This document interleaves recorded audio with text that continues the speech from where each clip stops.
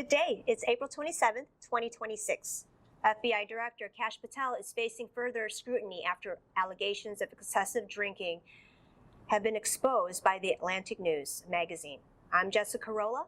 Welcome to The Pulse. And I'm Effie Barker. Welcome to this week's edition. FBI Director Kash Patel is facing allegations of excessive drinking, which The Atlantic wrote in an article. The FBI Director is MIA, missing in action. And when he wasn't publicly seen for several hours, exposing his excessive drinking and unexplained absences. In the same article, it explained that on April 10th, according to Atlantic sources within the FBI, that Kash Patel freaked out, telling some people that he might have already been fired because he could not log into the FBI system. He said that he had been locked out of the system. In the article, authored by a reputable reporter named Sarah Fitzpatrick, she exposed the FBI director's alleged partying and drinking. Other media outlets have been reporting about FBI jet flights to accompany his girlfriend to singing or performance events, who is a country music singer. In reaction to the Atlantic article, FBI Director Kash Patel filed a civil lawsuit asking for $250 million for defaming him in the article. But the Atlantic said they will vigorously defend themselves on what they publish, as well as their journalists, and described Kash Patel's lawsuit as meritless. So on his first press conference since the Atlantic article publication and the lawsuit filed, Kash Patel had a screaming match with reporters. When asked whether he was in a panic after he was locked out of the FBI system, he denied it ever happened. But when pressed for specifics by NBC reporter Ryan Riley about the panic on the lockout for the system, Kash Patel berated the journalists that their reports are fake and baseless. But Riley said, "You'll say I'm lying, but you're lying because your lawsuit says that you were locked out from the FBI system." When Kash Patel got cornered by his own response, Acting Attorney General Todd Blanche intervened and moved on from the question. In an unrelated lawsuit filed in federal court in Texas, FBI Director Kash Patel brought a defamation claim against former FBI official Frank Figliuzzi.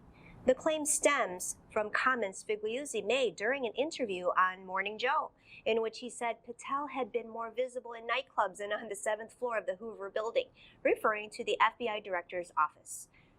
That lawsuit was dismissed by U.S. District Judge George Hanks Jr. last week, who wrote on his ruling that Figliuzzi's statement is a rhetorical hyperbole that cannot constitute defamation.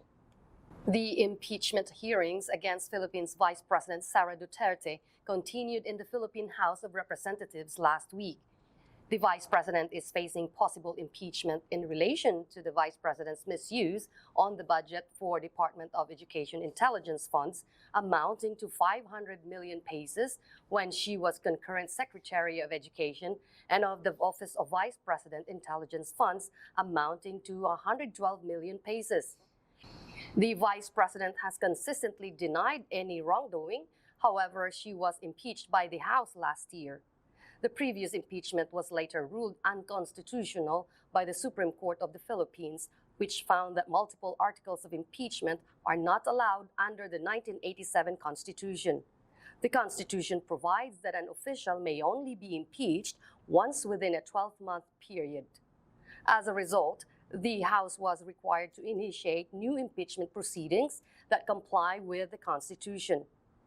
In a related development, the Commission on Audit, or COA, which has continued its forensic audit of the funds, disallowed an additional 400 million pesos from the Department of Education's intelligence funds due to insufficient justification for the expenditures. In the state of Virginia, another domino effect to the mid-decade gerrymandering of congressional districts that was started by Texas Governor Greg Abbott and the Republican-controlled state legislature continues to bite the Republican Party as revenge gerrymandering continues in Democrat-controlled states. Last week, the voters in a statewide referendum in Virginia, voters overwhelmingly approved a new congressional map that will give Democrats an advantage to take 10 seats out of Virginia's 11 congressional seats. The unusual turnout in the referendum election showed a concerned and energized voters on both sides of the party. Close to 3 million voters cast their ballot from combined Democrats, Republicans, and independents. Close to 1.6 million voters said yes to the new map, and 1.5 million said no. The level of engagement is so visible, and both sides spent multi-million dollars in the campaign to pass or reject the new map. Let's take a short commercial break, but please join us for an interview with Professor Patrick Villa of the College of Southern Nevada, who is running for University Regent in this year's election, when we come back.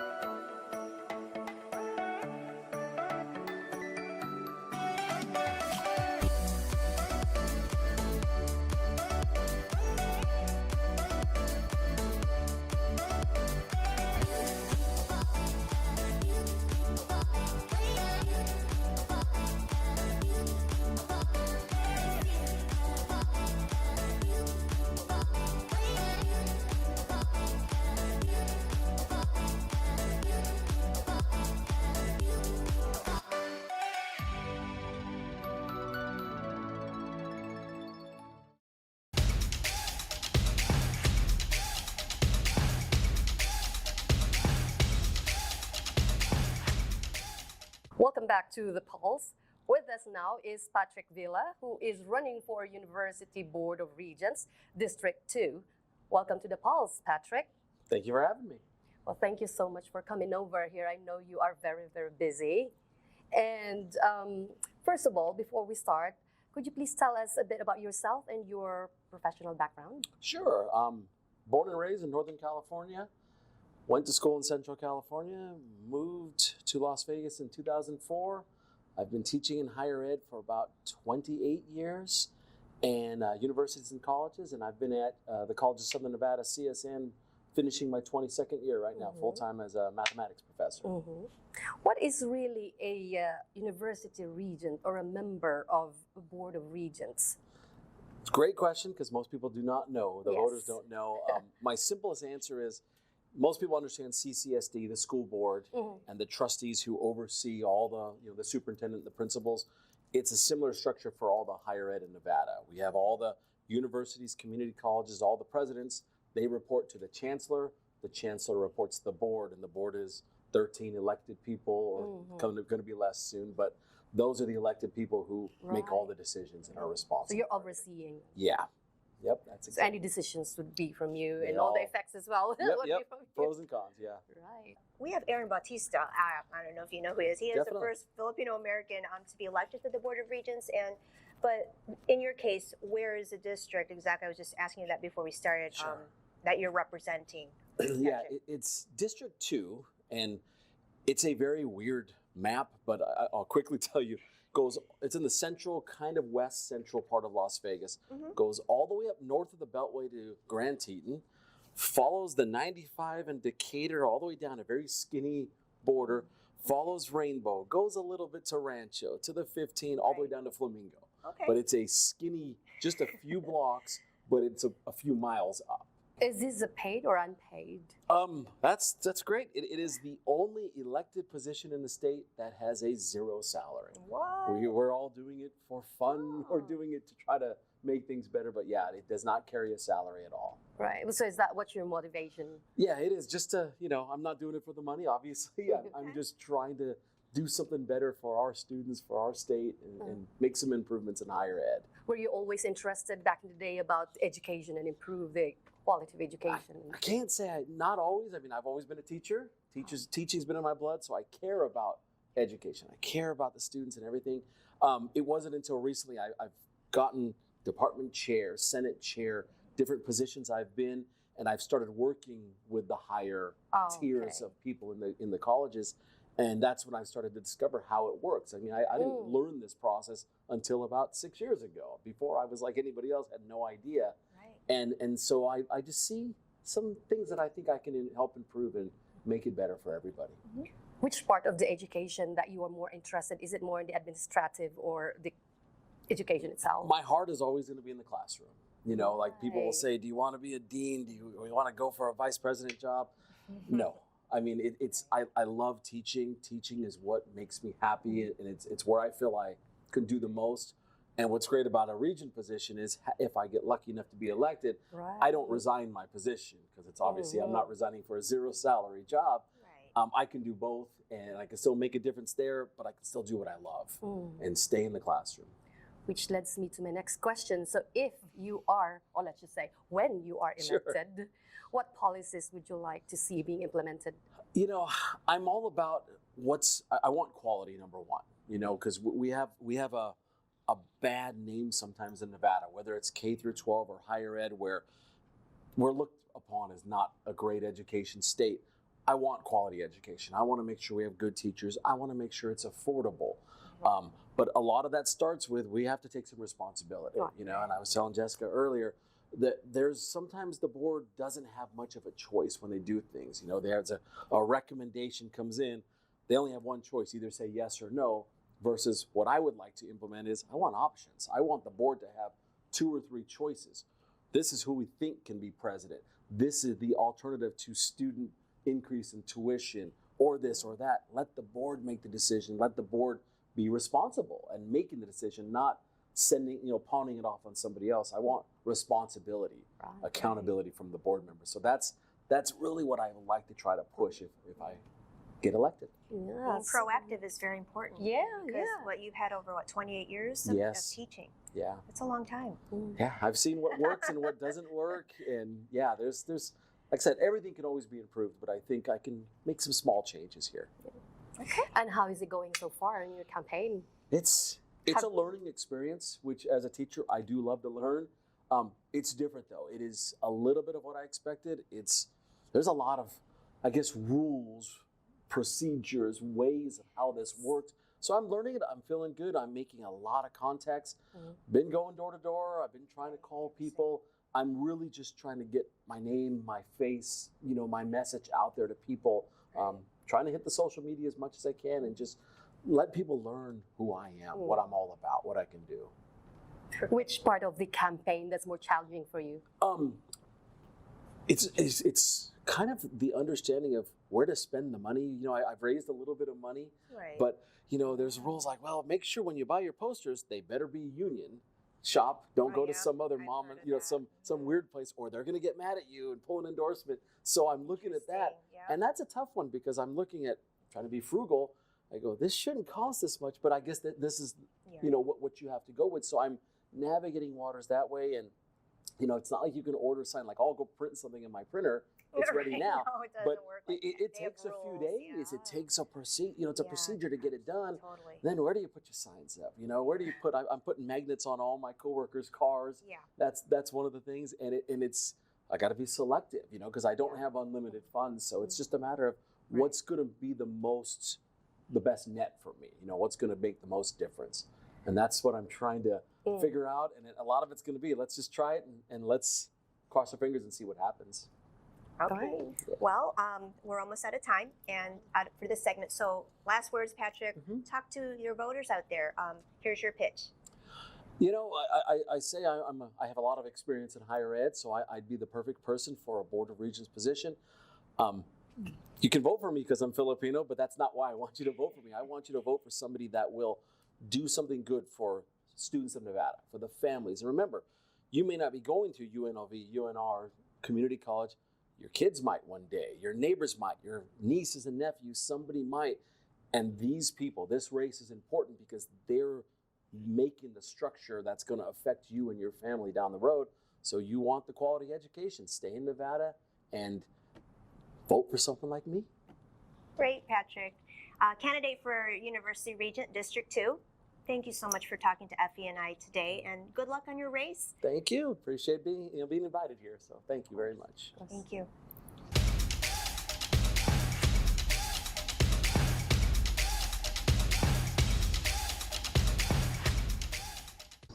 And now for our world news.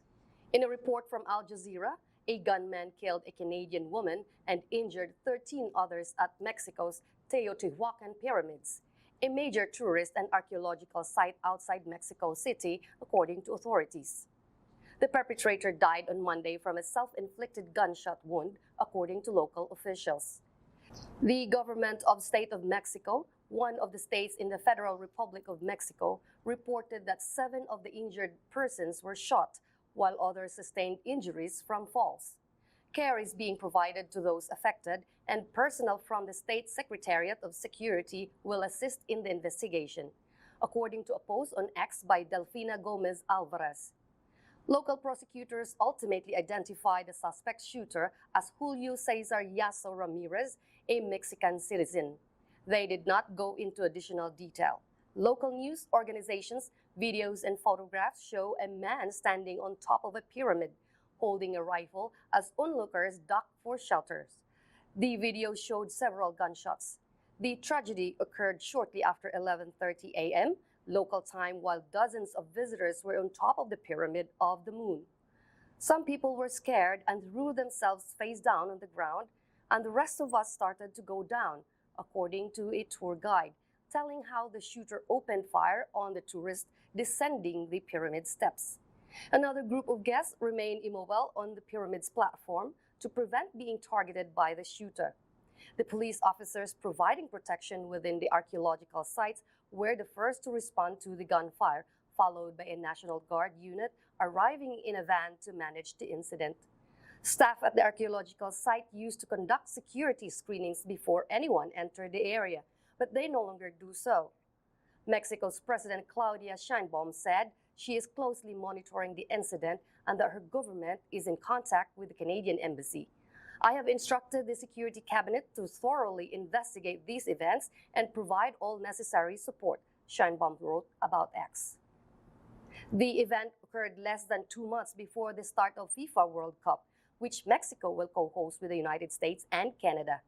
Concerns about Mexico's security situation arose in February as violence erupted across the country following the death of Nemesio Oseguera Cervantes, commonly known as El Mencho, the leader of Jalisco New Generation Cartel. We will take a commercial break. When we come back, we will be joined by Dr. MJ Ivey, who is running for Clark County Public Administrator in the June primary. Please stay with us.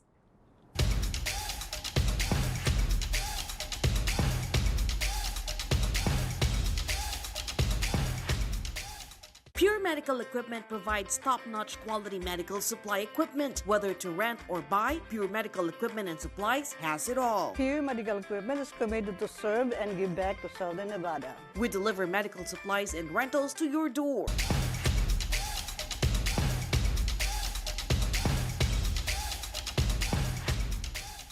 Welcome back to The Pulse. With us now is MJ, who is running for Clark County Public Administrator in this year's election. MJ, welcome to The Pulse, and thank you for coming to the show. Oh, thank you all for having me. I truly appreciate it. Of course. Before we go into the questions, could you please tell us a little bit about yourself? Sure. Again, my name is MJ Ivey. I'm a candidate for Clark County Public Administrator. I've been in Las Vegas for over 25 years, almost 25 years, May. That I've been here. I'm the former vice president of the Southern Nevada Officials Association. I've served on the Nevada State College School of Education Advisory Board. I'm also part of the fifth largest school district in America, Clark County School District, and I've served on its Diversity and Equity Task Force, its Guns and Safety Committee, as well as its Consumer Police Board. So we've done some work in the community for a number of years, and I'm also pastor of Kinship Community Church. So I'll start by asking you, what is really a county public administrator? Totally understandable question. The county public administrator is the ombudsman or the caretaker of those things that a person has left and once they have transitioned from this side to the other. We take care of the people who do not have family, who do not have a friend, and we're contacted usually by the coroner's office that this person has transitioned and no one has claimed the body. So then now we go in, have the property, take the keys, and then we look for paperwork, look for financials, identifications, even pictures to help us understand who this person was, and then we now try to track them down. As I tell everybody, I want you to get a will and trust. I want you to get a will or a trust, whatever is affordable to you, because you don't want to see my office come in. I was a former investigator with that particular office, and I had to walk into places that were almost solitude.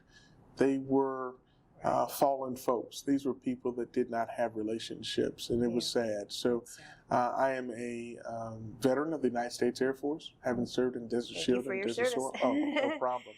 And so I was an honor guard. And part of that, what I did was honor the dead. And I think it's very, very important that we honor and respect the dead, because these are the folks that didn't have anyone. So it's my responsibility to take care of it. And I truly believe that that's my passion. Great. And are there two different titles or two different positions between a public guardian and a public administrator? Yes, ma'am. Okay. So two different offices. The public guardian's office is appointed. They take care of things specifically when it comes to senior citizens, Yes. Protecting the seniors, protecting those with disabilities, intellectual disabilities, and making sure that they're being taken care of and not being abused. On the other side is the public administrator, who takes care of folks who've already transitioned. And so I'm the last person you really want to see coming. It's unfortunate, but with over 2.5 million people that are here, just taking 1% that don't have anyone, our office is going to get outrun and out taken care of if we don't do more than what's being done now. Yeah, and you're challenging the incumbent public administrator in the June 9th primary. So if you're elected for that position, MJ, what new things would you like to happen specifically in the office of public administrator? Well, Rita Reed is the current person that's in the position, and unfortunately she's not running, which is one of the reasons why I am running Oh, good. for the position as a Democrat. What we have to do is change some processes, change procedures that are happening. We are currently backlogged with over 200 cases per year times 5 years. So we're so Wow. backlogged that it's Seriously? always, you can't break even and jump even. So what we want to do is solicit the legislature, solicit our county administrators to help us get more in our budget, how we can do more to get more. So they're currently over about 20, almost 20 part-time and a couple of full-time investigators. We need to do that opposite. We need to have more full-time employment, more full-time people. So I want to help create jobs, right? Okay. I want to make sure that we have legacy for folks. We want to work with our folks at the courthouse. We have to work with our judges, our administrators, as well as our commissioners that are in that office and that line. So when you have good folks working together, synergy happens. When you have good folks working together, you have great ideas coming out, and then you create strong relationships, knowing ethically we're doing what's right for the people. That's what's the most important thing. I mean, two heads are better than one. Exactly. Sure. So you mentioned all those points. I mean, that's part of your wish list, and having a plan. Right, Yes, ma'am. I'm assuming because of your background, yeah, you're going to know how to get that done day one, right? Well, that's why we go to school, right? We Correct, get better. correct. We want to be educated. So I don't want to do a learn on the job. Right. So we've achieved our master's degree in public policy and urban Yes. leadership from Yes. the University of Nevada, Las Vegas, I see. UNLV. I knew And then we're currently working on a doctorate degree in public administration, Ooh. so that we Impressive. can bring some things to the table to help out. So I don't want to come in as the kid that needs a handout. I want to come in as the person that's trying to give a hand up and to make sure people are being taken care of. So, and the last thing is the diversity aspect of it. There are no African Americans, there are no Asian Americans, there's 2 Hispanic Americans in that particular office. We need to represent the entire county. We need to represent a lot of people, a lot of folks. To ensure that they're being represented in the communities that they stand for. And I think that's the most important thing as well. So you've done your homework and your due diligence on this. It's a passion. I just really, truly believe that, my first time walking to someone's home, it didn't smell wild. The body had been, I can imagine doing that. it had been found, 15 days later.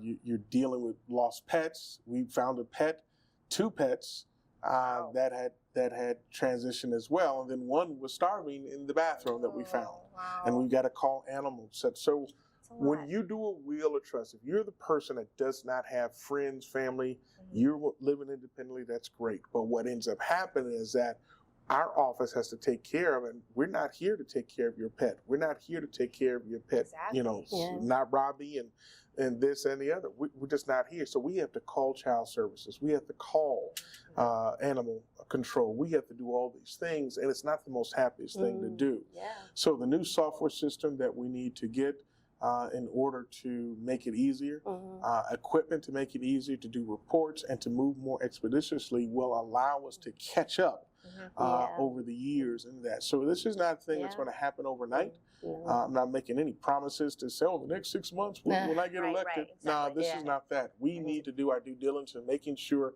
people's homes are being protected. Yeah. Correct. The kids that have lost touch with their grandma and grandpa, we need to make sure that we're doing our due diligence to Right. find them to say, hey, grandma's house, she's transitioned, but do you all want the house? That's Yeah. our job. That's our Yeah, job. yeah. Yeah. Well, we're almost out of time for this show. The last words are yours, so you can speak to your voters out there and tell them what you want to tell them. right? Again, my name is MJ Ivy. It is important that you vote for me in the Democratic primary that's coming up June 9th. We're here to represent diversity, not only of race, but of thought, to make sure that we're collaborating with everyone to make sure we're taking care of people in this county. It is important that you vote for the diversity of thought because you matter. We have to encourage people to know that they matter. And in my office, you will matter. Vote for me. Go to www.electmjivy.com. That is electmjivy.com. And make sure that you can volunteer, you can donate, but June 9th, please vote. MJ Ivy, candidate for a county public administrator in the Democratic primary. Thank you for joining Afi and I at Thank Phil you. MTV's Pulse. Good luck on your race. Thank you all. And to our viewers, please join us again next week. I'm Jessica Rolla. Thank you for watching. And I'm FNL Barker. God bless your week.